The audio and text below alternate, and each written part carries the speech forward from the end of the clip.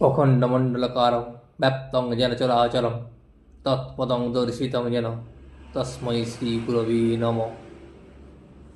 ঠাকুর, মা ও স্বামীজির চরণে শতকোটি প্রণাম। আজ গিরিশের নিমন্ত্রণ। ঠাকুর গিরিশের বাড়ি যাবেন, রাত্রেই যেতে হবে। এখন রাত্রি 9টা। ঠাকুর খাবেন বলে রাত্রের খাবার বলরামও প্রস্তুত করেছেন। পাছে বলরামের মনে কষ্ট পান ঠাকুর গিরিশের বাড়ি যাইবার সময়, তাই বুঝি বলিতেছেন, বলরাম, তুমিও খাবারটা পাঠিয়ে দিও। দুতলা হইতে নিচে নামিতে নামিতে ভগবত ভাবে বিভোর, যেন মাতা, সঙ্গে নারায়ণ ও মাস্টার, পশ্চাতে রাম, চুনি, আরো অনেক ভক্তজন আছে। একজন ভক্ত ঠাকুরকে বলিতেছেন, আপনার সঙ্গে কি যাবে? ঠাকুর তখন বলিলেন, একজন হলেই হলো, যে হোক আমার সঙ্গে গেলেই হবে। তারপর নামিতে নামিতেই বিভোর। নারায়ণ ঠাকুরের হাতটি ধরিতে গেলেন, পাছে ঠাকুর পড়িয়া যান। ঠাকুর তাহাতে বিরক্ত হইলেন এবং বিরক্তি প্রকাশও করিলেন। কিয়ৎক্ষণ পরে নারায়ণকে সস্নেহে বলিলেন, যদি আমার হাতে ধরে নিয়ে যাও, লোকে তাহলে আমাকে মাতাল মনে করবে। আমি আপনি চলে যাব। যখন বোসপাড়ার তেমাথা পার হচ্ছেন, আর কিছু দূরেই শ্রীযুক্ত গিরিশের বাড়ি, ঠাকুর এত শীঘ্র চলেছেন কেন? ভক্তেরা পশ্চাতে পড়ে থাকছে, ঠাকুরের সঙ্গে আর তারা যেতে পারছে না।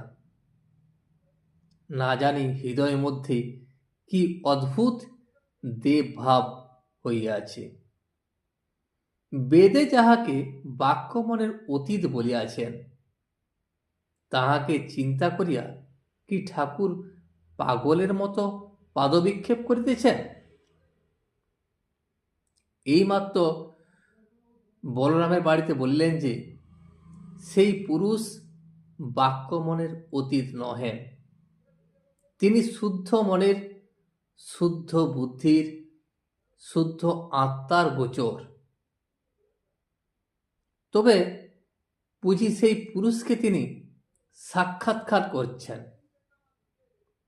এই কি দেখছেন, जो कुछ है सो তুই হি है।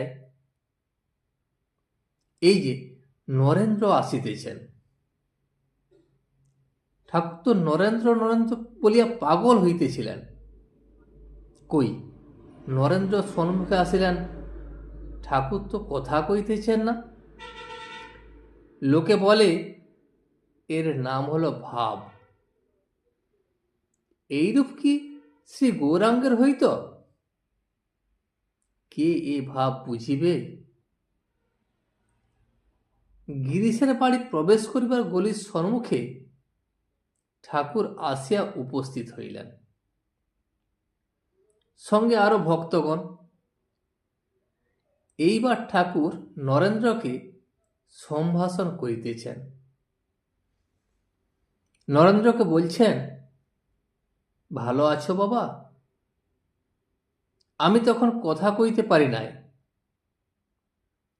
ঠাকুরের কথার প্রতি অক্ষর যেন করুণা মাখা। তখনও দ্বারদেশে উপস্থিত হন নাই। এইবার হঠাৎ দাঁড়াইয়া পড়িলেন, নরেন্দ্রের দিকে চাহিয়া বলিয়া উঠিলেন, একটি কথা। এই একটি আর ও একটি, দেহি ও জগৎ, জীব জগৎ। ঠাকুর ভাবে এসব কি দেখিতেছিলেন? তিনি জানেন। অবাক হয়ে কি দেখিলেন। তারপর দু একটি কথা উচ্চারিত হইল, সে যেন বেদ বাক্য, দৈববাণী, অথবা যেন অনন্ত সমুদ্রের তীরে গিয়াছি ও অবাক হয়ে দাঁড়াইয়াছি, আর যেন অনন্ত তরঙ্গামা লক্ষিত অনাহত শব্দের একটি দুটি ধ্বনি কর্ণকুহরে প্রবিষ্ট হইল। তার দেশে গিরিশ ঠাকুর শ্রী রামকৃষ্ণকে গৃহ মধ্যে লইয়া যাইতে আসিয়াছেন। ঠাকুর ভক্তদের সঙ্গে যেই নিকটে এলেন, অমনি গিরিশ দণ্ডের ন্যায় সম্মুখে পড়িলেন। তারপর আজ্ঞা পাইয়া উঠিলেন ও ঠাকুরের পদধূলা গ্রহণ করিলেন। ঠাকুরকে সঙ্গে করিয়া দুতলায় বৈঠকখানা ঘরে লইয়া বসাইলেন। ভক্তেরা শশব্যস্ত হয়ে আসন গ্রহণ করিলেন, কারণ সকলেরই ইচ্ছা তাহার কাছে বসেন ও তাহার মধুর কথামৃত পান করেন। আসন গ্রহণ করিতে গিয়া ঠাকুর দেখিলেন একখানা খবরের কাগজ রহিয়াছে। খবরের কাগজের বিষয়ীদের কথা, বিষয় কথা, পরচর্চা, পরনিন্দা, তাই খবরের কাগজ অপবিত্র। তাহার চক্ষে খবরের কাগজ যেহেতু বিষয়ীদের কথা লেখা থাকে, সেই জন্য তিনি খবরের কাগজকে অপছন্দ করেন। তিনি ইশারা করিলেন ওখানে যাতে স্থানান্তরিত করা হয়। তারপর কাগজখানা সরানো হবার পর ঠাকুর আসন গ্রহণ করিলেন। নিত্যগোপাল আসিয়া ঠাকুরকে প্রণাম করিলেন। ঠাকুর নিত্যগোপালকে বলিলেন, ওখানে? নিত্য তখন বলিলেন, আজ্ঞে হ্যাঁ, দক্ষিণেশ্বরে যায় নাই, শরীর খারাপ, খুব ব্যথা। ঠাকুর তখন বলিলেন, কেমন আছিস? নিত্য বলিলেন, ভালো নয়। ঠাকুর আবার বলিলেন, 2-1 গ্রাম নিচে থাকিস।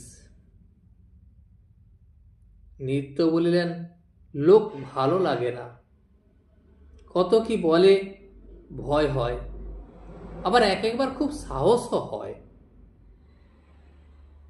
ঠাকুর বলেন, তা হবে বই কি, তোর সঙ্গে কে থাকে? নিত্য বলিলেন, তারক। তারক হলো তারক ঘোষাল। ও সর্বদা আমার সঙ্গে থাকে, ওকেও সময় সময় ভালো লাগে না। ঠাকুর তখন বলিলেন, ন্যাংটা বলতো তাদের মঠে একজন সিদ্ধ ছিল, সে আকাশ তাকিয়ে চলে যেত। গণেশ গর্জি সঙ্গী যেতে বড় দুঃখ, সে অধৈর্য হয়ে গিয়েছিল। এই কথা বলিতে বলিতে ঠাকুর শ্রীরামকৃষ্ণের ভাবান্তর হইল। কিভাবে অবাক হয়ে রহিলেন। কিয়ৎক্ষণ পরে বলিতেছেন, তুই এসেছিস? আমিও এসেছি। এ কথা কে বুঝিবে? এই কি দেবভাষা? আজ এই পর্যন্তই। ভিডিওটি শেষ পর্যন্ত দেখার জন্য আপনাকে অসংখ্য ধন্যবাদ। ভিডিওটি যদি আপনার ভালো লেগে থাকে তাহলে একটা লাইক, কমেন্ট এবং বন্ধুর সাথে শেয়ার করে দেবেন। সাবস্ক্রাইব করে পাশে থাকা বেল আইকনটি বাজিয়ে দেবেন, যাতে আপনাদের নতুন ভিডিওগুলি সর্বপ্রথম আপনার কাছে পৌঁছে যায়। জয় শ্রী রামকৃষ্ণ, জয় শ্রী রামকৃষ্ণ, জয় শ্রী রামকৃষ্ণ।